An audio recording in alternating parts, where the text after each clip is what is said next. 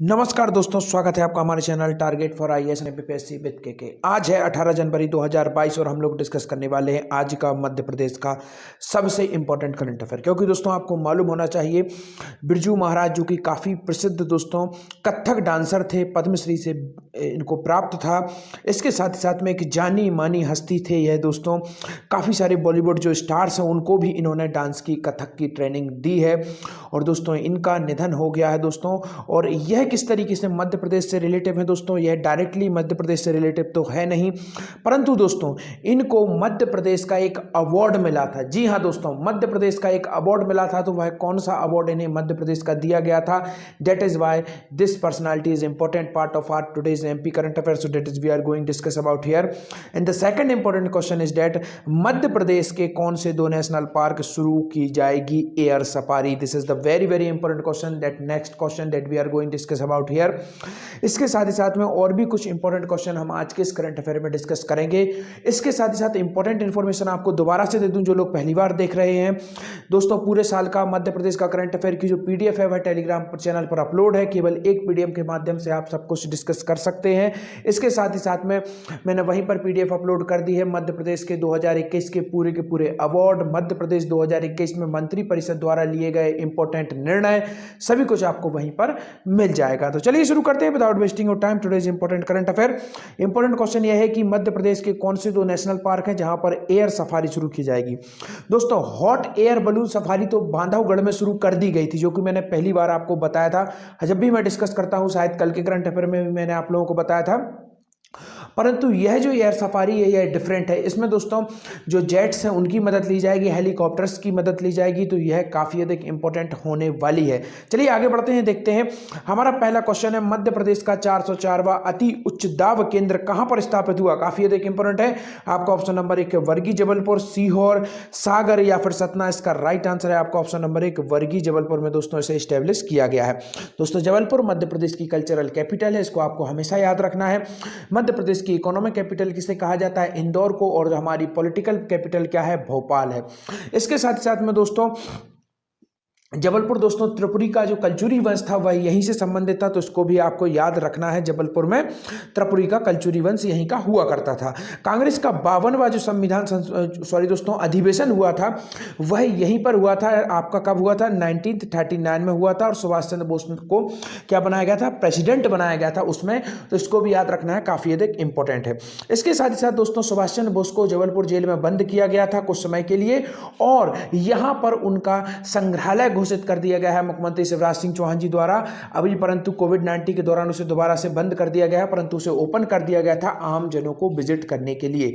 तो आपसे क्वेश्चन पूछा जा सकता है कि सुभाष चंद्र बोस मध्य प्रदेश के किस जेल में बंद थे? तो जबलपुर जेल में सुभाष चंद्र बोस बंद थे। इसके साथ ही साथ दोस्तों सागर जेल भी संबंधित है किससे? मधुकर साहा से। याद रखिए, काफी अधिक इंपॉर्टेंट है। बुंदेला विद्रोह के प्रमुख नेता भी रहे हैं दोस्तों। और इसके बाद में आप देखेंगे हमारे जो 1857 की क्रांति, इसमें भी काफी बड़ा योगदान रहा। तो इनको आपको याद रखना है, मधुकर साह को। इनको फांसी यहीं पर सागर जेल में दी गई थी और यहीं पर इनकी समाधि का निर्माण किया गया है। तो यह भी आपको याद रखना है। रघुनाथ साह और शंकर साह दोस्तों दो महान क्रांतिकारी थे गौड़ वंश के, और अंग्रेजों द्वारा 1857 की क्रांति में उन्हें तोप कर मुंह पर बांधकर उड़ा दिया गया था। तो इसको भी याद रखना है। वह भी महान शहीद थे और उनका भी जो मूर्ति है और संग्रहालय की स्थापना कहां पर की गई है?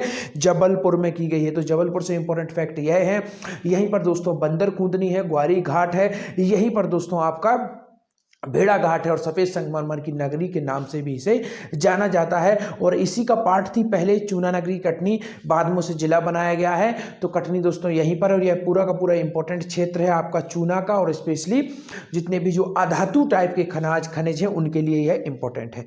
अब आगे बढ़ते हैं हम लोग।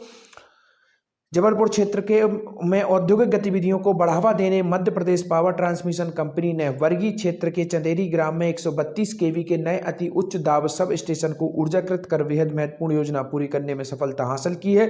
यह मध्य प्रदेश का 104वां अति उच्च दाब केंद्र होगा। और मध्य प्रदेश ट्रांसमिशन कंपनी यह प्रदेश में 104वां अति उच्च दाब केंद्र है।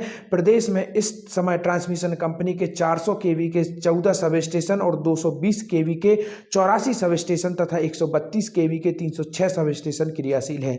यह स्पेशली उन स्टूडेंट के लिए काफ़ी अधिक इंपॉर्टेंट फैक्ट होंगे जो कि इंजीनियर बैकग्राउंड से संबंधित जो भी इंपॉर्टेंट टेस्ट आते हैं मध्य प्रदेश में, इस तरीके के क्वेश्चन वहाँ पर पूछे जा सकते हैं। और जितने नॉर्मल लोग हैं उनके लिए डायरेक्ट केवल आपको जो ऊपर जो मैंने आपको बताया उसको आपको याद रखना है। चलिए आगे बढ़ते हैं। मध्य प्रदेश के कितने नेशनल पार्क में एयर सफारी पर विचार किया जा रहा है? This is the very very important question, specially today's current affair session. आपको ऑप्शन नंबर के 1 national park, 2 national park, 3 national park. तो मैंने शुरुआत में आपको बता दिया मध्य प्रदेश के 2 नेशनल पार्क्स में दोस्तों जो एयर सफारी है उस पर विचार किया जा रहा है। जो हॉट एयर बलून सफारी थी वह तो दोस्तों बांधवगढ़ में शुरू हो ही गई थी।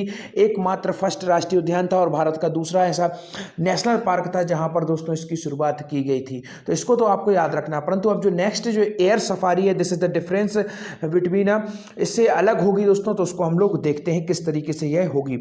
तो मध्य प्रदेश के कौन से 2 नेशनल पार्क में शुरू की जाएगी एयर सफारी? काफी अधिक इंपॉर्टेंट है। तो आपको ऑप्शन नंबर 1 है कान्हा राष्ट्रीय उद्यान, बांधवगढ़ राष्ट्रीय उद्यान, दोनों सही या फिर इनमें से कोई नहीं तो दोनों यहां पर हैं, अर्थात दोनों सही। कान्हा राष्ट्रीय उद्यान और इसके साथ ही साथ बांधवगढ़ राष्ट्रीय उद्यान। दोस्तों ये दोनों को दोनों काफी अधिक इंपॉर्टेंट राष्ट्रीय उद्यान है।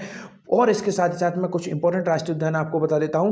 कान्हा राष्ट्रीय उद्यान यह तो हमेशा ही इससे ही इंपॉर्टेंट है। इसके साथ ही साथ Bandhavgarh hot air balloon safari इसमें पहली बार शुरुआत की गई। इसके साथ ही साथ में कान्हा राष्ट्रीय उद्यान में दोस्तों नाइट में सफारी की शुरुआत सबसे पहले की गई थी। और उसके साथ ही साथ में आपको काफी सारी जगहों पर यह भी डाटा मिलेगा कि बांधवगढ़ में भी शुरू की गई थी, परंतु दोनों में साथ की गई थी। और अगर आपसे क्वेश्चन पूछा जाए कि कहां पर पहले की गई थी तो या तो आगे चल के वह क्वेश्चन हटा दिया जाएगा, और अगर वहां पर भी आपको अगर चूज करना है तो मैं आपको कंफ्यूजन दूर कर दूं, वहां पर आप कान्हा को लगा सकते हैं। परंतु दोनों में साथ की गई थी, बांधवगढ़ और कान्हा में। इसके बाद में आप देखेंगे दोस्तों हॉट एयर बलून सफारी जो कि मैं आपको बता ही चुका हूं। इसके साथ ही साथ में नाइट में सफारी दोस्तों यह भी इंपॉर्टेंट है। तो इसकी भी शुरुआत यहीं से की गई थी। और मध्य प्रदेश का सबसे बड़ा रेस्क्यू सेंटर कहां पर है जो एनिमल्स हैं, वाइल्ड एनिमल है उनके लिए, तो वह है आपका वन विहार। कहां पर है वो आप सभी को मालूम है, हर बार मैं आप लोगों को बता चुका हूं। आप लोग बताएंगे कमेंट सेक्शन में जाकर कि वन विहार कहां पर है। इसके साथ ही साथ में दोस्तों जो आपको बांधवगढ़ है यह 32 पहाड़ियों से घिरा हुआ है, उमरिया में है। तो इसको आपको याद रखना है। कबीर चौराहा नामक यहाँ का पर्यटक स्थल है। और यहाँ की एक सीता नामक शेरनी थी दोस्तों, याद रखिए काफी अधिक इंपॉर्टेंट है। सीता नामक शेरनी थी जिसे नेशनल ज्योग्राफी चैनल पर प्रसारित किया गया था। तो this is again very very important fact regarding Bandhavgarh national park. इसके साथ ही साथ दोस्तों आपको यह भी बताना चाहूंगा मध्य प्रदेश में एक और इंपॉर्टेंट नेशनल पार्क है जिसको आपको याद रखना है, पेंच नेशनल पार्क। मैं उन्हीं के बारे में बता रहा हूँ। पूरे के पूरे जितने नेशनल पार्क हैं सभी इंपॉर्टेंट है दोस्तों, परंतु करंट में जो अभी ज्यादा चर्चा में रहे उनके बारे में बता रहा हूं।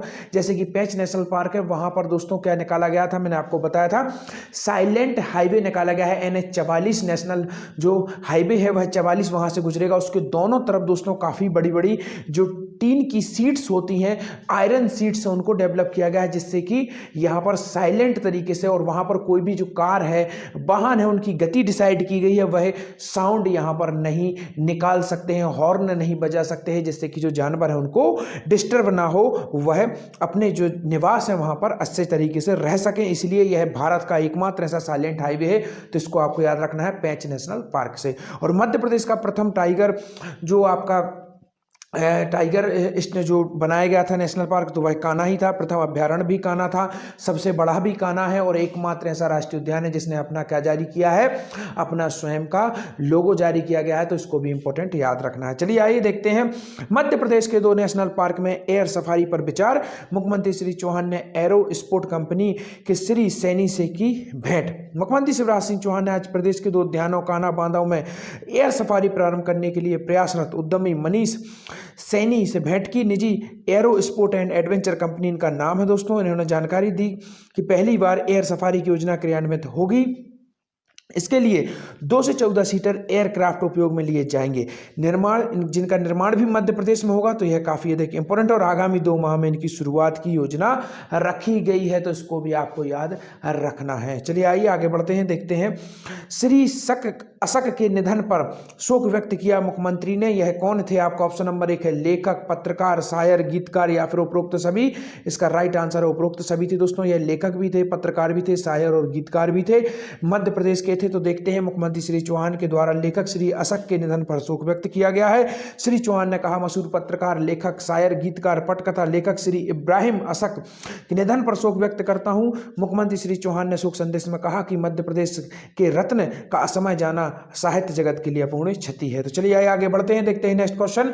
खादी ग्राम उद्योग बोर्ड के अध्यक्ष ने पदभार ग्रहण किया, यह कौन है? आपका ऑप्शन नंबर 1 है शिवराज सिंह चौहान, जितेंद्र लटोरिया, दिनेश दानिश मोहम्मद खान या बिंदेश्वरी पाठक। इसका राइट आंसर है आपका ऑप्शन नंबर 2 श्री जितेंद्र लटोरिया। दोस्तों मध्य प्रदेश ग्राम उद्योग बोर्ड के क्या हैं? अध्यक्ष, और इनके द्वारा पदभार ग्रहण किया गया है। देखते हैं नेक्स्ट क्वेश्चन। पंडित बिरजू महाराज का निधन मध्य प्रदेश के किस सम्मान से यह सम्मानित थे? तो यह भी काफी अधिक इंपॉर्टेंट है। आपका ऑप्शन नंबर 1 है कालिदास साहित्य अकादमी, संस्कृत अकादमी। इसका राइट आंसर है आपका ऑप्शन नंबर 1 कालिदास सम्मान से दोस्तों यह सम्मानित थे।